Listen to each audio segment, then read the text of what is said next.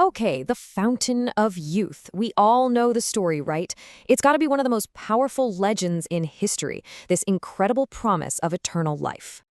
I mean, you can just picture it, can't you? This shimmering, magical spring, totally hidden away from the world, holding the secret to cheating death itself.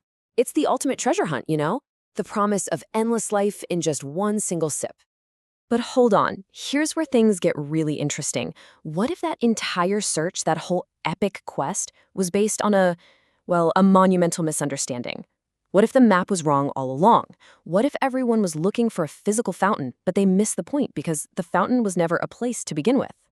Okay, so to really get to the bottom of this, we've got to trace the legend back. We need to follow it through history, because the way this story changed over time, that's the key. That's what unlocks its true meaning. And look, this idea is ancient. It's not new at all. It pops up way back in ancient Greece. Herodotus writes about this unique spring in Ethiopia. Then the story just spreads like wildfire through medieval Europe. And that, of course, leads us to the famous one, Ponce de Leon, the Spanish conquistador, on his big and totally fruitless search in Florida back in 1513. And you know, it's still with us today. It's a huge cultural myth. And that right there, that's the crucial point. Ponce de Leon was searching for a geographical location, something he could stick a pin in on a map. He was treating it like a literal physical treasure hunt. And what did he find? Absolutely nothing. Just disappointment. But here's the twist. His failure is actually our biggest clue. So if the answer isn't on any map, where in the world is it? Well, this is where we need to completely shift our perspective. We have to start looking beyond the physical and search for a different kind of truth, hidden inside the story itself.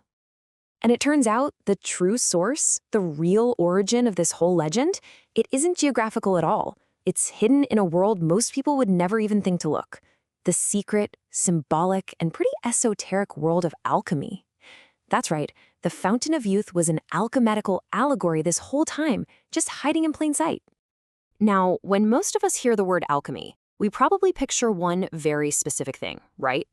But that common story, it's not the real story. The true goal of the alchemists was something way, way deeper. Yeah, the surface story, the one everybody knows, is about turning literal lead into gold. But that was just a metaphor. The real goal, what the alchemists called the great work, wasn't about changing metals. It was about changing the human spirit. It was about transforming your own imperfect soul into its highest, most perfected state. And this whole process has a name, the magnum opus, which just means the great work. For a real alchemist, this wasn't some quick experiment in a lab. It was a lifelong journey, a journey of internal purification. The ultimate prize wasn't a pile of gold, it was spiritual enlightenment. And here it is. This is where it all connects back. See, the final achievement of the great work was said to be the legendary Philosopher's Stone, and that stone could create the elixir of life. And that elixir, well, that is the true Fountain of Youth. It was never a magic liquid you could find in a jungle. It was a state of being you had to achieve, a state of constant spiritual renewal.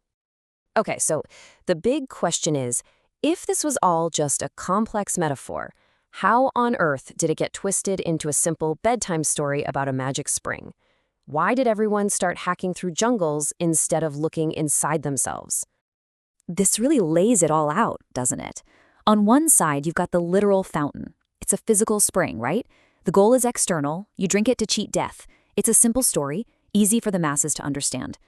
But then you have the alchemical version. It's an internal process. The goal is to perfect your soul.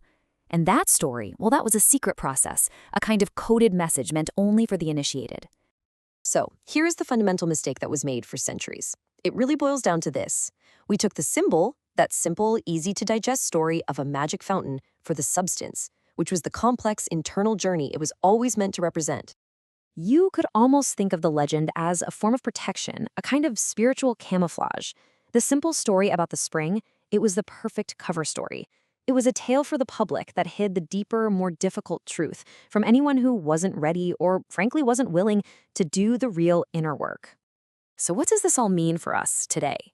Well, it means the search for the fountain doesn't have to end in disappointment like it did for Ponce de Leon. We just have to know where to look. And it's not on any map. This inner work is really a process of constant self-refinement. It's about stripping away all the stuff the alchemists called spiritual dross. The heavy parts of ourselves, the fear, the ignorance, the weakness. The whole idea is to metaphorically burn all of that away until all that's left is the pure, shining gold of your true self. You can kind of break it down into 3 steps. First, you strip away the bad stuff. You confront and get rid of the ignorance and fear. Step 2, you refine what's left. You purify and strengthen that true self. And finally, step 3, you renew. You achieve this state of constant growth and transformation. That endless flow, that is the real fountain of youth. Which really leaves us with one last question to think about. The old legend promised a way to physically never die. But maybe the alchemists were onto something deeper. Maybe real immortality isn't about just living forever frozen in time. Maybe it's about the ability to constantly renew yourself, to shed the old you and become new over and over again. And maybe, just maybe, that endless process of becoming is the only kind of immortality that's actually worth having.